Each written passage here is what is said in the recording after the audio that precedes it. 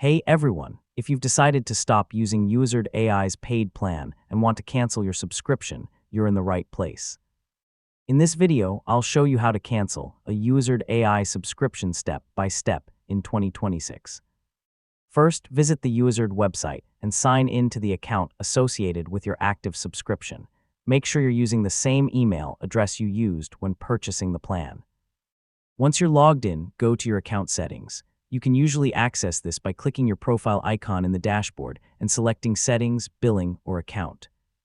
Next, locate the Billing or Subscription section. This is where you'll find information about your current plan, renewal date, payment method, and subscription status. Review your active plan details before proceeding.